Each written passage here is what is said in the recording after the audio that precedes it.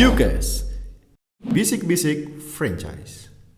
Halo Sobat Ditra, selamat datang di UCAS UGF Podcast. Nah, di episode pertama kali ini UMKM Go Franchise mengundang salah satu owner UMKM, tamu spesial sekali, owner dari AADS, Bu Susi. Halo, selamat datang Bu Susi di UCAS. Terima kasih untuk kesempatannya berbagi. Semoga apa yang kita lakukan hari ini nanti memberikan manfaat untuk banyak orang. Amin. Amin. Bu Susi sehat apa kabar Bu Susi? Alhamdulillah, berkat doa teman-teman semuanya sehat. Pandemi aman ya? Pandemi aman, alhamdulillah. ADS apa sih Bu? Ada apa dengan Susi? Boleh. Kalau ngomongin ADS gitu, kalau ada apa dengan Susi itu versi bercandanya, versi narsisnya.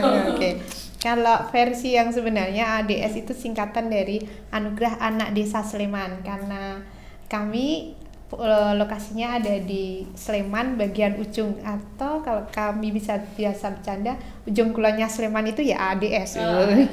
Ngomong-ngomong Bu Susi ini, saya mendapatkan jadwal Bu Susi ini susah sekali ya. Bahkan 2 minggu yang lalu nih saya udah ngontek. Ini sebenarnya kesibukan Bu Susi ini di ADS ini apa aja sih sampai saya harus menunggu? Supaya kelihatan sibuk ya. Enggak juga sih. Apa sih yang dikerjain di ADS ini? ADS ini sebuah apa namanya? Wadah ya, payungnya ya. Jadi kalau AD sendiri sebenarnya bentuknya grup. Jadi kita ada beberapa bidang yang saya handle langsung di foodnya. Jadi di foodnya kita salah satu di antaranya produknya yang ada di sini yang saya bawa, yang lainnya ada yang tidak bisa dibawa. Oke. Kemudian kita punya ADS digital, ada juga modiste, kemudian satu lagi ini agak beda jalurnya, yaitu di servis sofa. Kita namanya Abadira. Itu 4 ini yang sampai hari ini masih bertahan. 4. Terus yang produk-produk ini, produk kering yang ini diantaranya yang paling lama. Paling lama. Ya, dari pertama kali ADS ada itu untuk yang foodnya itu 2009. Nah, pertama kali produknya adalah keripik bayam. Kemudian bertambah dengan adik-adiknya, alhamdulillahnya si kakak masih tetap bertahan. Yang paling lama mana nih Bu? Anak tetuanya yang original sama yang baru. Keripik bayam itu Bu? Ya, keripik bayam. Awal berdirinya si AADS ini berarti di tahun 2009 itu? 2009 Agustus, jadi kita ambilnya 18 Agustus 2009 itu sebagai tanggal lahir AADS, karena tanggal 18 itu pertama kali AADS ikut pameran. Oke, saya kira bertepatan dengan Hari Kemerdekaan Indonesia biar itu tahun 17. Ya soalnya itu. Oh gitu, perayaan gitu ya. Perayaannya. Boleh.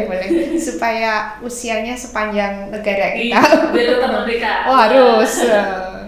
Terus gimana Bu, ini cerita berkembang awal berdirinya bisnis AADS ini tuh dari makanannya dulu atau gimana ide bisnisnya tuh kenapa sih sampai kepikiran wah keripik bayam?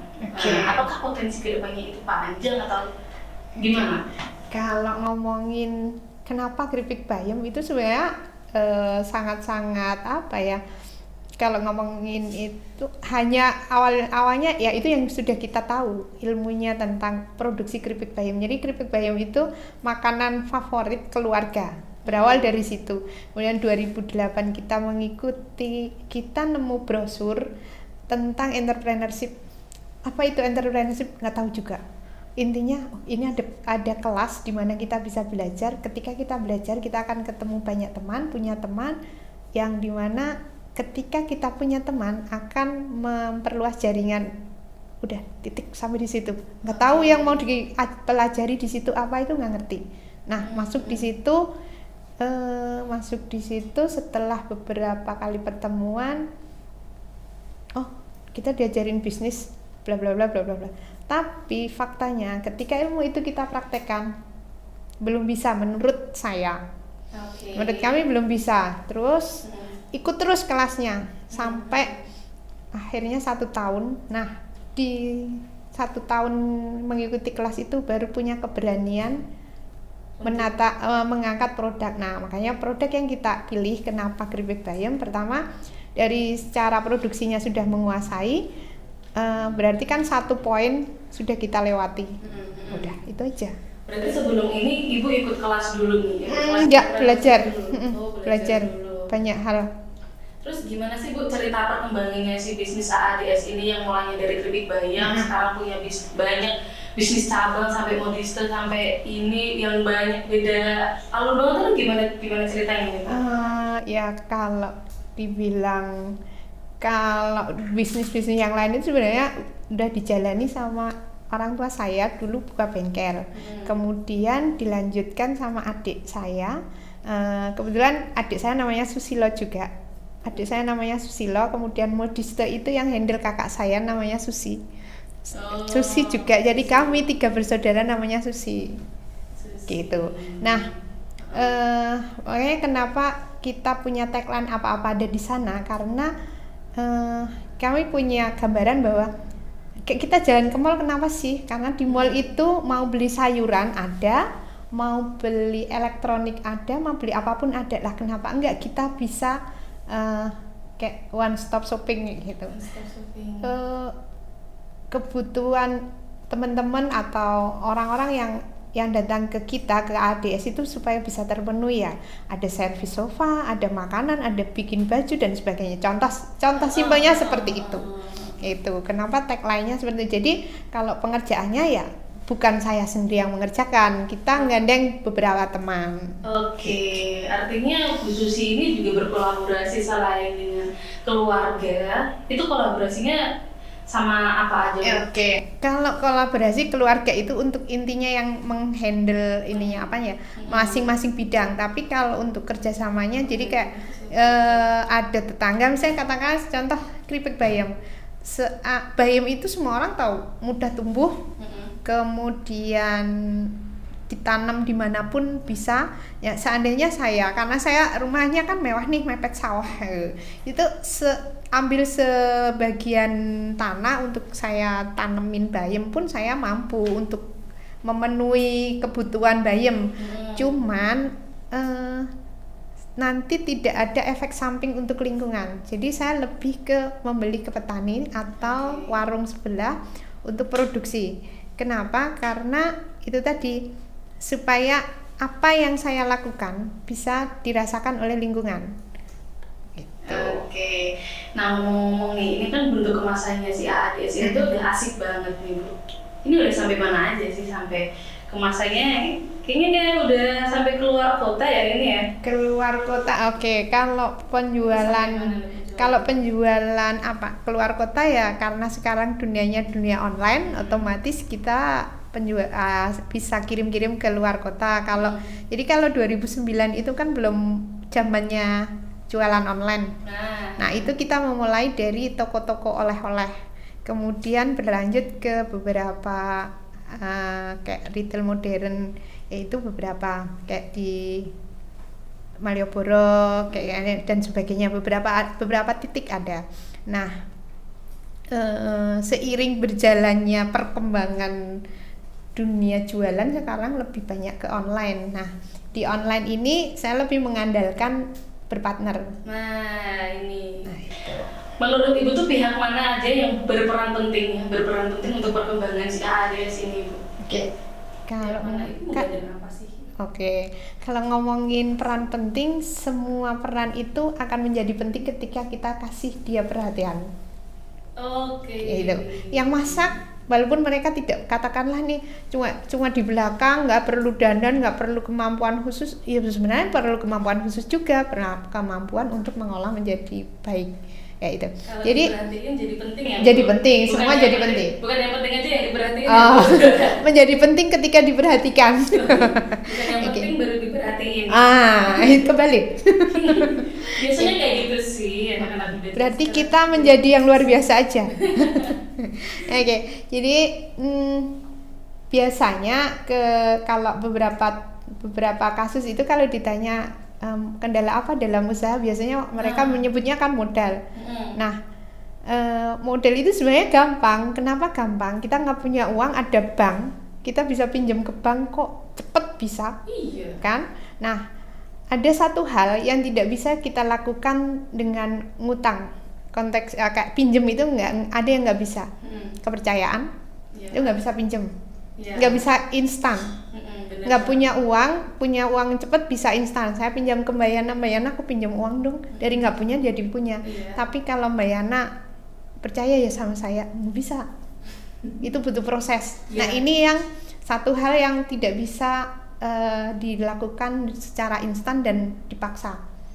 Itu nggak bisa. Nah makanya Terus? salah satu kenapa apa yang harus saya syukuri diantaranya dari perjalanan ini kan udah melewati tahun ke-10 udah lewat nih. Alhamdulillah saya masih bisa bertahan dengan produk ini. Artinya konsistensi saya mengurusi usaha ini benar-benar dong. Nah dari situ saya bisa berpartner dengan beberapa teman, di antaranya untuk masalah pemasaran di zaman sekarang. Oke. Pemasaran zaman sekarang di dunia online jujur saya tidak begitu pinter. Tapi bukan berarti saya tidak bisa melakukan pemasaran online. Saya bergandengan dengan teman-teman yang pinter jualan online. Itu yang saya lakukan. Kemudian ya seperti foto Bayem ini apakah ibu foto sendiri atau gimana ini? Foto Bayem produknya itu kan terlihat sangat bagus ya. Oke. Itu saya juga bekerja sama dengan teman-teman yang kalau fotonya kita foto sendiri karena ini foto dari awal tahun 2009, kemudian untuk desain kemasannya saya gandeng temen. Jadi dia memang sekolahnya di jurusan desain, kemudian kita ajak kerjasama. Oke. Ya, saat ini dia handle di ADS Digital. Ada digital, ada Iya. digital, ada. Artinya penting sekali ya ada Penting digital dong. kreatif Iya. untuk perkembangan Iya. bisnis ADS ini. Dan tentunya Bu Susi ini selama 10 tahun nih, selama 10 tahun itu kan pasti ada up and down-nya nih. Ya pasti. Atau enggak, atau up terus. Linearnya juga Menjadi up terus itu ketika waktu down sudah terlewati. Oke, pernah nggak di posisi Pernah dong. seperti apa Bu? Yang sangat sering terjadi itu di kondisi tertipu. Pernah dong. Itu katanya belum jadi pengusaha kalau belum pernah tertipu. Itu di tahun keberapa Bu? Itu di tahun pertama apa kedua ya? Itu kalau nggak pertama kedua deh itu. Pertama tahun 2009 kan berarti tahun pertama. 2010 kasus pertama kali tertipu gitu. Itu gimana ceritanya Bu? Jadi Banyak.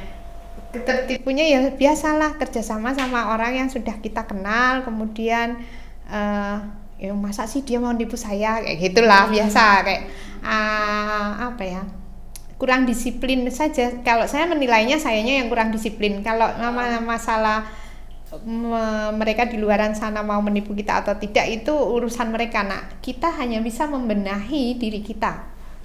Ya sudah. Jadi saya lebih ke bukan menyalahkan diri saya, tapi mencari apa yang salah dalam diri saya supaya tidak terjadi di hari-hari berikutnya. Itu waktu itu ketipunya dalam bentuk Dagangan biasa, nitip tidak terbayar seperti itu biasa. Standar lah. standar. Itu. Tapi bagaimana Ibu melewatinya itu? Give up pernah sampai titik jenuh, aduh capek ini. Kalau capek Enggak. enggak. Itu dari awal. Jadi gini, dari kelas-kelas yang dulu saya ikuti itu sama semua motivator, hampir semua motivatornya bilang yang ikut di kelas ini hanya akan ada 5%, 10% yang bisa melewati masa-masa yang di luar dugaan. Jadi yang lain itu pasti belum tentu kok jadi kayak gitu. Nah, saya tertantang dong untuk jadi.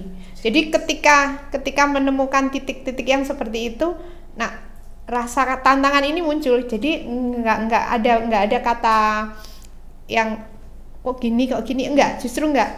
Kok gininya itu lebih ke mencari kenapa kok seperti ini. Jadi saya mencari kesalahan apa yang saya lakukan supaya di kedepannya tidak terjadi kesalahan lagi. Nah itu diantaranya itu yang harus.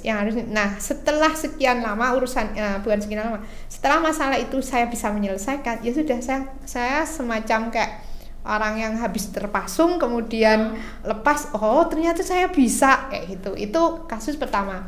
Kasus kedua 2010 itu kan terjadi erupsi Merapi yang bukan kecil. Iya. Nah, itu 2010 itu ada erupsi Merapi. Jadi dalam 1 tahun itu kan cobaannya lumayan nih. Nah, pertama tertipu, kemudian ketemu sama erupsi di mana beberapa toko ini hilang. Otomatis uang saya hilang dong karena tokonya aja hilang. Iya. Ya itu. Nah, bagaimana saya tetap bisa bertahan? Nah, itu juga sesuatu yang lumayan bersejarah. Karena kondisi si karyawan harus diliburkan, di rumah ketemu sama suasana yang tidak menyenangkan. Nah, makanya ketika hari ini pandemi, yang saya katakan dalam hati ini adanya kejadian hari ini atas izin Allah. Pasti Allah ada di belakang kita untuk menguatkan kita. Sudah, itu aja. Gitu. Oke. Terus cerita menarik apa lagi nih Bu selama perjalanan si AADS ini gitu? Kalau menariknya sebenarnya banyak banget Mbak, karena kira-kira apa nih yang paling mengesankan buat contoh simpelnya, saya tidak tahu dunia percetakan hari itu. Ketika harus buat kemasan, itu ditanya sama pihak percetakannya, filmnya sudah ada belum, kertasnya sudah ada belum, ponsnya sudah ada belum. Yang saya tahu hari itu artinya hanya kertas sama desain. Pons itu apa nggak ngerti, film itu apa nggak ngerti. Nah dari situ saya ngerti sampai saya main ke tempat percetakan, tahu mesin-mesin dan semuanya. Nah saya di situ merasa ini benar-benar jalan saya untuk belajar, karena baru 1 langkah saja saya sudah bertambah pengetahuan saya. Maka 1 itu, kedua dari situ saya punya banyak teman.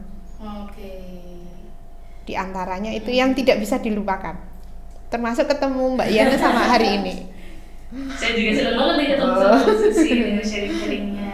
Kalau Ibu sendiri menurut Ibu tantangan terberat Ibu? Tantangan terberat ya, bukan berat sih ya, beratnya tantangan terbesar lah. Tantangan terbesar Ibu selama perjalanan bisnis AADS ini apa Bu? Tantangan terbesarnya kembali sih ke diri saya sendiri, bagaimana menjaga semangat itu untuk tidak luntur sedikit pun. Ajarin dong Bu, kita muda ini semangatnya biar kayak saya masih muda lah. Maksudnya yang lebih anak bawang, ini kan aku masih banyak belajar nih ya sama Ibu. Kalau masalah belajar itu toh sampai nanti pun saya harus belajar. Bisa jadi saya belajar sama Mbak Yana dan teman-teman di sini, itu pastinya. Makanya kan yang namanya apa ya, ilmu itu bukan berarti akan setelah kita punya itu kita sudah pintar, itu enggak. Semakin kita belajar semakin kita bodoh, karena tahu satu hal pingin belajar lagi. Nah termasuk mungkin saya ketemu dengan Mbak Yana dan teman-teman di sini pun saya harus belajar yang lain dari teman-teman di sini. Tapi untuk menjaga semangat itu apa Bu? Yang harus untuk menjaga semangat yaitu tadi, saya sudah berani melangkahkan diri ke jalur entrepreneur. Kenapa? Ya saya harus saya harus berani bertahan apapun tantangannya, karena satu hal, yakin menang. Yakin dong. Oke. Untuk ini kan produknya banyak banget nih Bu. Menjadi boomnya di AADS ini yang mana sih Bu? Oke, kalau ngomongin yang paling untuk di keripik bayam ini, yang paling best seller kalau di Jogja itu yang paru. Itu paling best sellernya di paru. Tapi kalau untuk di online ke orang beli yang luar kotaan itu best sellernya di yang original. Ibu kan udah punya banyak bisnis cabang nih, kayak bayung, kayak Bristol, sofa, ya kayak segala macam. Ibu masih punya dreams lagi nggak sih Bu? Ibu masih pengen apa sih yang pengen Bu Susi capai setelah Ibu punya semua ini, setelah Ibu udah melewati tantangan ini? Ya itu tadi, untuk menjaga semangat itu salah satunya punya mimpi, yang dimana mimpi itu nggak pernah berhenti.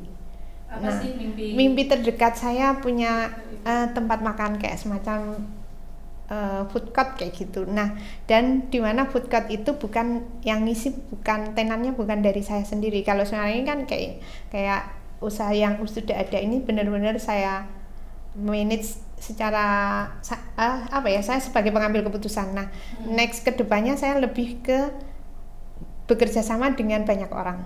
Pengen men-scale up bisnisnya gitu. Iya. Pengen mengekskalasi bisnis yang untuk jadi lebih punya banyak cabang gitu. Pastinya. Kalau banyak cabang sih ya mungkin pastinya pingin sih. Pastinya pingin. Tapi sejauh ini sistem penjualannya gimana di AADS ini?